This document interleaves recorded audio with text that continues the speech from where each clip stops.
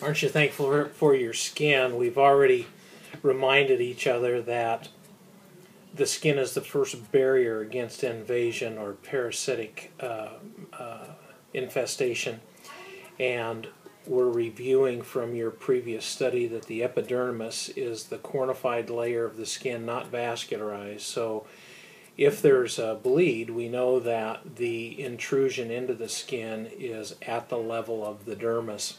That concerns you right away because, as we've agreed together, we have so much bacteria, virus, fungus, maybe parasites living on the surface of our skin that if it gets down into the dermal layer, which is vascularized, then there can be issues. Not going to repeat that presentation that we've done together in the past, but appreciate the fact that the skin is a barrier.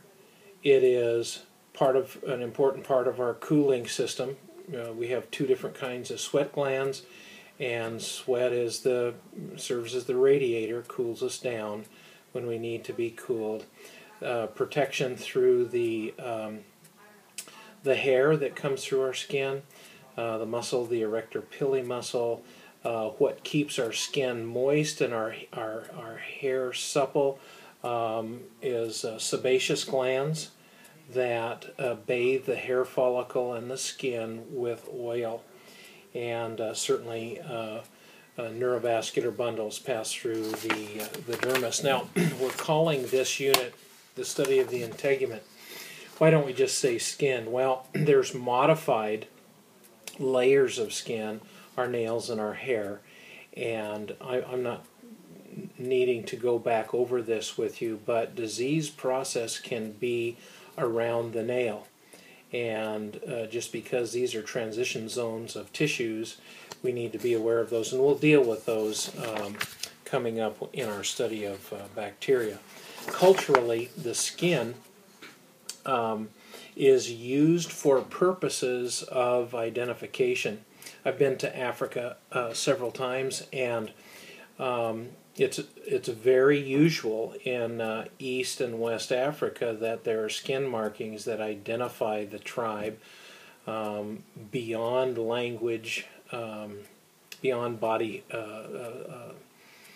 somatotypes and so forth and so on. And so this is represented here. One of the most beautiful African women I ever saw was in Mwanza, Tanzania, Africa. She was the head mistress of a Catholic school, and her tribal mark was an incision wound under each eye.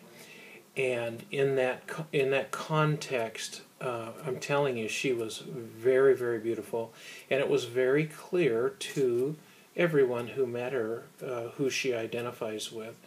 And then had the privilege to be in New Zealand, the Maori people, which are in those islands, and then certainly in our culture, people who are using skin as canvas for identification. So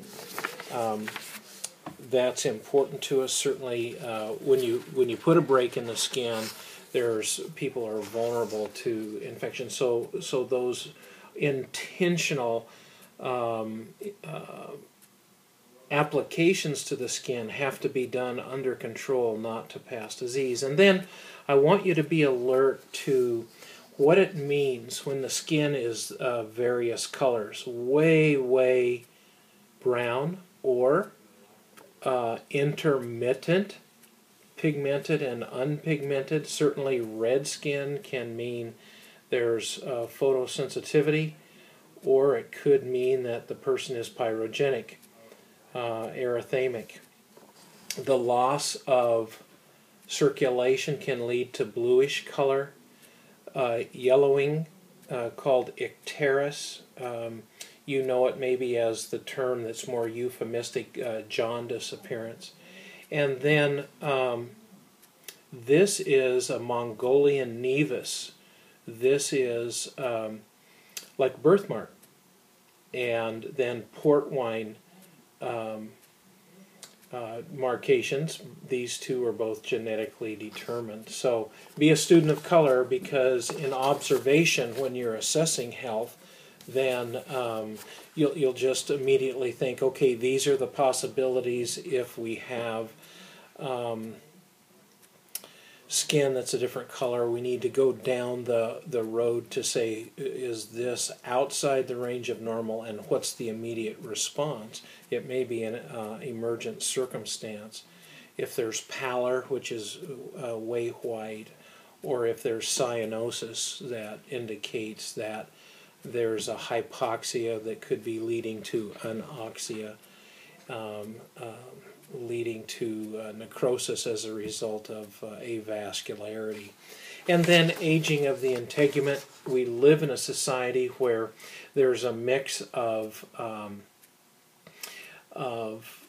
people of all ages, and I think this really speaks to the anticipation of once I was this age and then I got older, and what happened to my fair skin. Well, some breakdown in collagen, change in hair color, loss of hair can be indicative of the aging process, or for that matter, in our study of pathology, could be indicative of health status change when the skin ages.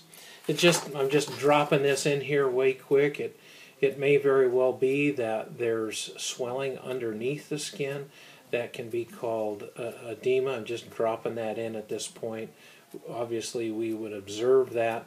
This happens to be an expression of pitting edema, where we palpate and the print of the pressure that we put on there remains, which means that edema has been there for a period of time. Now, in this particular video, we're going to deal with fungal and bacterial infections, and then we'll come back with another video on virus, parasites, and friction reactions.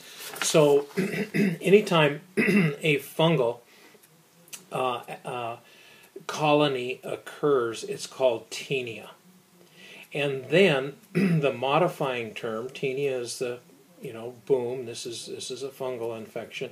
And then the locality of that fungal infection is identified. So tinea capitis is fungal infection of the capitate, the head. Tinea corpus, what do you know this as? Yeah, ringworm. There's no worm. Yeah, it's a fungal infection. Fungus loves damp, warm, and dark. And once it gets rolling, if we give it those things, then it's going to proliferate. Some people have fungal infections that are systemic, that require medication by mouth to kill the fungus in their body. Other localities that are common for fungal infection in the the nails, this would be tinea unguium, and this is denoted by real rough surface of the nail.